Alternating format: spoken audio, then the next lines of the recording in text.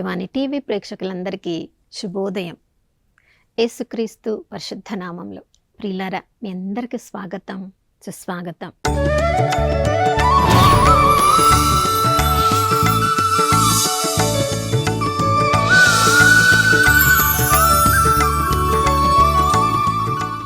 గడిచిన దినమంతా కాచి కాపాడిన దేవునికి మనసారా వందనాలు తెలియచేద్దాం.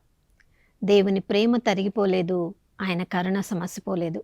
ప్రతి ఉదయము ఆ ప్రభుని ఎవరెవరు వెతుకుతూ ఉంటారో వారందరిపై నూతనంగా తన ప్రేమను కరుణను కుమ్మరిస్తానని వాగ్దానం చేసిన దేవుడు నమ్మదగినవాడు, విశ్వసనీయుడు. ప్రియులారా, ఆ నమ్మదగిన దేవుడు ఈ ఉదయకాలంలో మనందరిపై నూతనంగా తన ప్రేమను కరుణను కృపను కుమ్మరించారు. కాబట్టి ఎట్టి పరిస్థితుల్లో కూడా ఆ దేవుని ప్రేమ నాకు తోడుగా ఉంది అని మనం అనుకుంటే మన జీవితము ఆ దేవునిలో సురక్షితంగా ఉంటుంది. కానీ ఎప్పుడైతే మన చుట్టూ జరుగుతున్న పరిస్థితుల మీద మన దృష్టిని పెట్టినప్పుడు నా జీవితం ఏమైపోతుందో, నా కుటుంబం ఏమైపోతుందో, నా బిడ్డల భవిష్యత్తు ఏమైపోతుందో అనే ఆందోళనలో, ఆవేదనలో మన జీవితాన్ని మనం వ్యర్థపరుస్తూ ఉంటాం. నా ప్రియ సహోదర సహోదరి, చూడండి, గొర్రెల కాపరిని చూసినప్పుడు ఆ గొర్రెల కాపరి మీద ఆ గొర్రెలకు ఎంత నమ్మకం ఉంటుందో యోహాను సువార్త 10వ అధ్యాయంలో మనం చదువుతున్నాం. నా గొర్రెలు నా స్వరము వినును. నా గొర్రెలకి నా స్వరం తెలుసు, నాకు నా గొర్రెలు తెలుసు.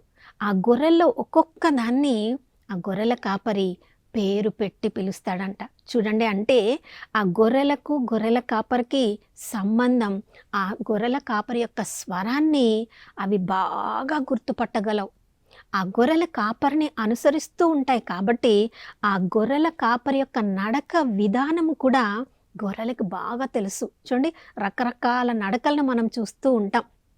కొంతమంది నడిచేటప్పుడు శబ్దం వస్తుంది, కొంతమంది నడిచేటప్పుడు ఎటువంటి శబ్దం లేకుండా నడుస్తారు, కొంతమంది చాలా వేగంగా నడుస్తారు, కొంతమంది చాలా నెమ్మదిగా నడుస్తారు. అంటే గొర్రె ఎంత సునిశ్చితంగా గొర్రెల కాపరి యొక్క కాళ్ళను గమనిస్తూ ఉంటుందో, దృష్టి గొర్రెల కాపరి యొక్క కాళ్ళ మీద ఉంటుంది, చెవులు మాత్రము ఆయన స్వరం మీద ఉంటాయి. తమ పూర్తి పంచేంద్రియాలను ఆ గొర్రెల కాపరి మీద ఉంచగలిగినప్పుడే ఆ గొర్రె యొక్క జీవితము సురక్షితంగా ఉంటుంది. ప్రియులారా, మనందరి ఆత్మల కాపరి అయిన యేసు ప్రభువు యొక్క ఆయన యొక్క నోటి నుంచి వెలువడే ఆ యొక్క వాక్యం మీద, రెండంచుల ఖడ్గం మీద ప్రతిరోజు వాక్యం ద్వారా మనతో ఏం మాట్లాడుతున్నారో దాని మీద ఉంచగలిగినప్పుడే, ఆ స్వరానికి విధేయించగలిగినప్పుడే ప్రియులారా మన జీవితము సురక్షితంగా ఉంటుంది. మనకి కొన్నిసార్లు శ్రమలు శోధనలు కలుగుతున్నాయంటే అటువంటి పరిస్థితులలో దేవుడు మనల్ని వదిలేశాడు కాబట్టి మన జీవితము సురక్షితంగా లేదు అని మనం అనుకోవచ్చు ప్రియులారా. కానీ మనకి కలుగుతున్న శ్రమలు శోధనల ద్వారా దేవుడు మన వ్యక్తిత్వాన్ని మారుస్తూ ఉన్నారేమో, మన గమ్యాన్ని మారుస్తూ ఉన్నారేమో, మన ఆలోచన రీతిని మారుస్తూ ఉన్నారేమో. తద్వారా భవిష్యత్తు ఎంతో శ్రేష్టమైన భవిష్యత్తునివ్వాలని ఆ ప్రభువు ఆ పరిస్థితులను మనకి కలిగేలా చేస్తూ ఉన్నారేమో. ఆ పరిస్థితిలో మనం వెళ్తూ ఉన్నప్పుడు, ఆ శ్రమలు మనం అనుభవిస్తూ ఉన్నప్పుడు దేవుడు మనల్ని వదిలేశారని కాదు, మన జీవితము ఇక అంతటితో ఆగిపోతుందని కాదు ప్రియులారా. చూడండి, చిన్న బిడ్డల జీవితంలో కొన్నిసార్లు వాళ్ళకి అనారోగ్యం కలిగినప్పుడు వాళ్ళ తల్లిదండ్రులు వాళ్ళని ఆసుపత్రికి తీసుకొని వెళ్ళినప్పుడు వాళ్ళకి కొన్ని రకాల ఇంజెక్షన్లు వేయాల్సి ఉంటుంది.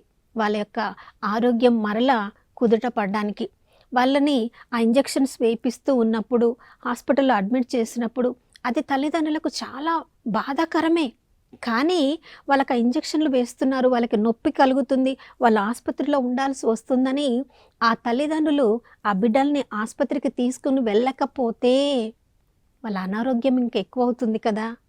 ఆ ఇంజెక్షన్ వల్ల కలిగే నొప్పి కన్నా వాళ్ళు త్వరగా నయమయ్యి ఇంటికి రావాలని కోరుకుంటారు. కాబట్టి ఆ ఇంజెక్షన్ వేసినా పర్వాలేదు, ఆసుపత్రిలో కొన్ని రోజులు ఉన్నా పర్వాలేదు, కొన్నిసార్లు వాళ్ళ ఆసుపత్రిలో ఉండవలసి వచ్చి తల్లిదండ్రులు దూరంగా ఉండవలసి వచ్చినప్పటికీ కూడా దాన్ని వాళ్ళకు అనారోగ్యం నుంచి త్వరగా బయటపడాలని ఆ పరిస్థితికి తల్లిదండ్రులు సిద్ధపడతారు. ప్రియులారా, కొన్ని రోజులు కొన్ని సంవత్సరాలు ప్రేమ చూపించే తల్లిదండ్రులే మనకు కొన్ని శ్రమలు వచ్చినప్పుడు దాని తర్వాత జరిగే మంచిని చూసి వాళ్ళు దానికి సిద్ధపడినప్పుడు మన ఆత్మల కాపరి అయిన యేసు ప్రభువు మనం శ్రమల్లో శోధనలో ఉన్నప్పుడు మనల్ని దూరంగా ఉంచినప్పుడు మన భవిష్యత్తు గురించి మన భవిష్యత్తు సురక్షితంగా ఉండాలని ఆశపడుతున్న ప్రభువు శ్రమల్లో శోధనలో మనకి దూరంగా లేరు ప్రియులారా.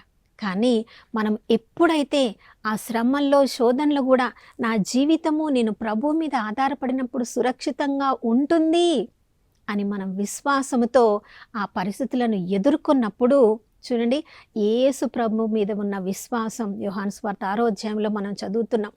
ప్రభువు నా కొరకు మరణించాడు, నా మంచి కాపరి నా కొరకు తన ప్రాణాన్ని త్యాగం చేశాడు అని విశ్వాసముతో మన జీవితంలో కలిగే అన్ని రకాల పరిస్థితులను మనం ఎదుర్కొన్నప్పుడు మన విశ్వాసాన్ని గమనించిన ప్రభువు మన జీవితాన్ని సురక్షితమైన మార్గంలోనికి నడిపిస్తారు. చూడండి, పౌలు శిలాసులు చెరసాలలో ఉండవలసిన పరిస్థితి ఎందుకు వచ్చింది? ఆ దేవాతి దేవుని యేసు ప్రభు చేసిన కల్వరి యొక్క ప్రాణాన్ని, కల్వరి యొక్క దైవ రాజ్యాన్ని వారి మాటల్లో ప్రచురం చేస్తున్నప్పుడు దాన్ని భరించలేక వాళ్ళని చెరసాలలో వేశారు. చెరసాలలో వేయబడ్డాం కదా, ఈ పరిస్థితిని ఆపివేద్దాము, దేవుని రాజ్య స్థాపన మనం ప్రచారం చెయ్యకూడదు అనుకున్నారా ప్రియులారా? ఏ పరిస్థితి అయినా మన శారీరకంగా మన బాధలు అనుభవిస్తున్నప్పటికీ మన ఆత్మలు యేసు ప్రభు ద్వారా సురక్షితంగా ఉన్నాయనే సత్యంలో వాళ్ళు ఉన్నారు. కాబట్టి చెరసాల తలుపులు తెరవబడ్డప్పటికీ అందరూ పారిపోవడానికి సిద్ధంగా పరిస్థితి ఉన్నప్పటికీ వీళ్ళు పారిపోలేదు. కాబట్టి ఆ ఖైదీలు ఎవ్వరు కూడా పారిపోలేదు. అది చూసిన చెరసాల అధికారికి చాలా ఆశ్చర్యం.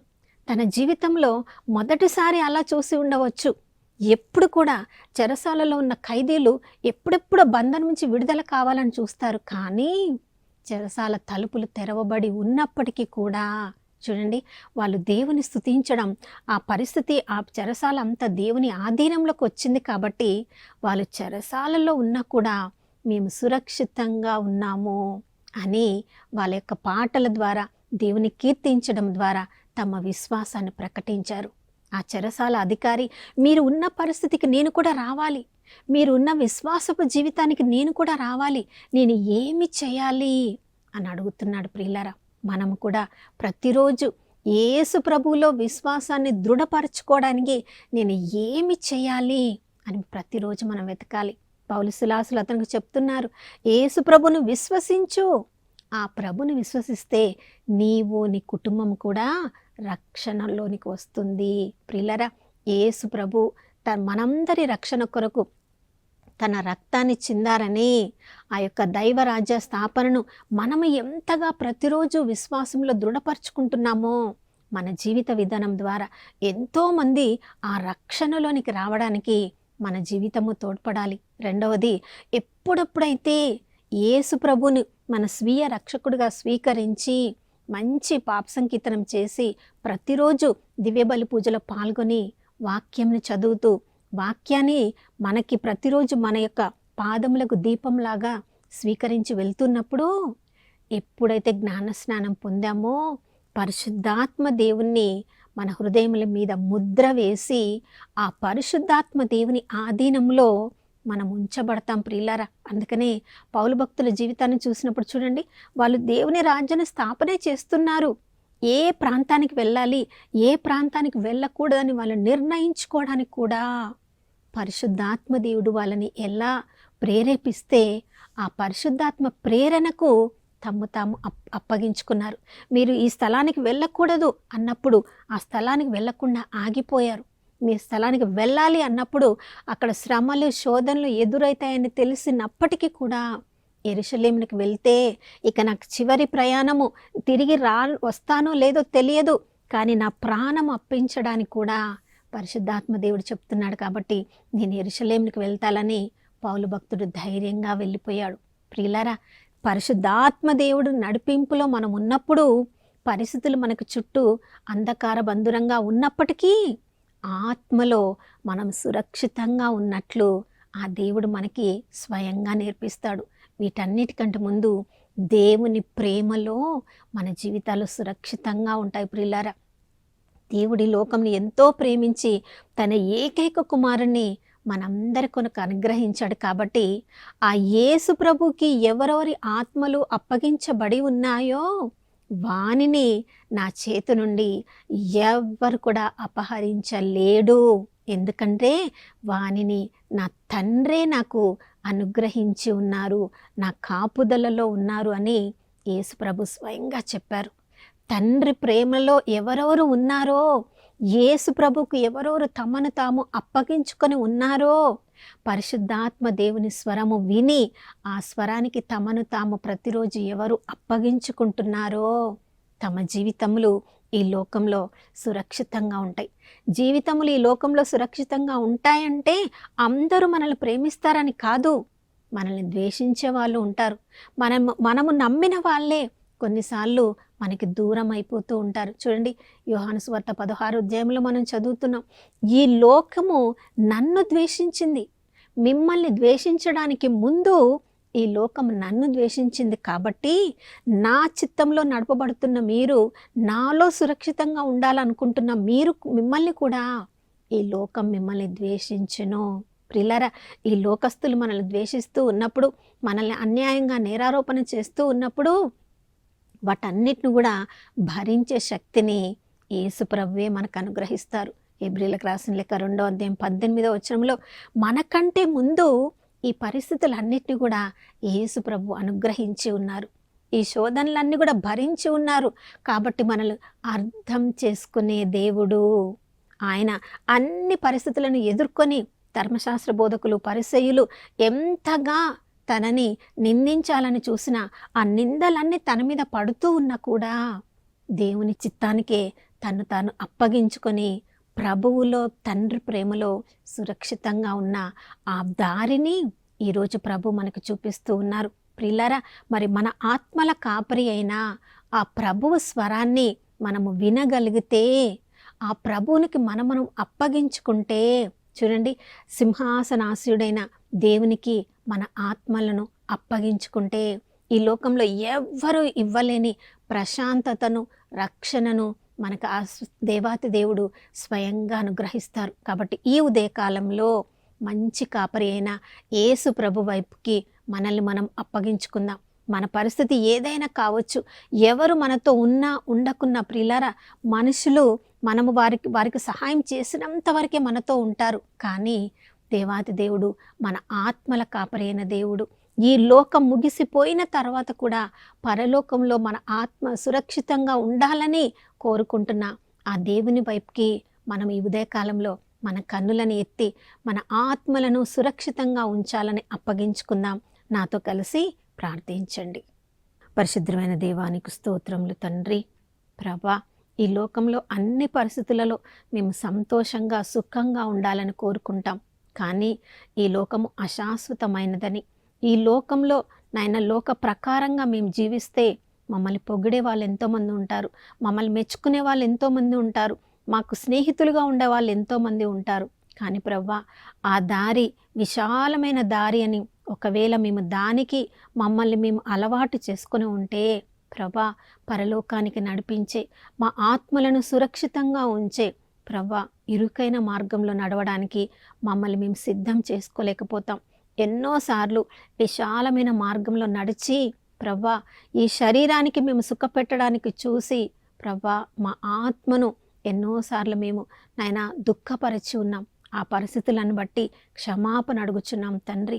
ఈ ఉదయకాలంలో ప్రభా, మమ్మల్ని, మా కుటుంబ సభ్యుల్ని, మా యొక్క శ్రేయోభిలాషులందరినీ నాయన సజీవుల లెక్కలో ఉన్న ప్రపంచంలో ఉన్న వారందరినీ కూడా ఆ కాపరి మీరు వారందరి యొక్క ఆత్మల కాపరి ఉన్నారు. కాబట్టి గొర్రెలను మీరు వాటిని మీ చేయి వదలరు అంటున్నావు ప్రభా. నా చేతి నుంచి ఎవరు కూడా వాటిని తీసుకొని వెళ్ళలేరు, దొంగతనం చెయ్యలేరు అంటున్నావు తండ్రి. నీకు స్తోత్రం. ఈ ఉదయకాలంలో మమ్మల్ని అందరినీ మీకు అప్పగించుకుంటూ అయ్యా మీ కాపుదలలో మమ్మల్ని అందరినీ ఈ రోజంతా ఉంచమని ప్రాధేయపడుతూ యేసయ్య పరిశుద్ధ నామంలో అడిగి వేడుకొనుచున్నాం తండ్రి. ఆమేన్. ప్రియులారా, ప్రభువులో మాత్రమే మన జీవితము సురక్షితంగా ఉంటుంది. కాబట్టి ఇదే కాలంలో మనందరినీ కూడా ఆ ప్రభు కాపుదలకు అప్పగించుకుందాం. మరొక నూతన శుభోదయంలో మనం అందరం కలుసుకునే వరకు దివ్యవాణి టీవీని వీక్షిస్తూ ఉందాం. ఇమ్మానుయేలు, దేవుడు మనతో ఉన్నారు.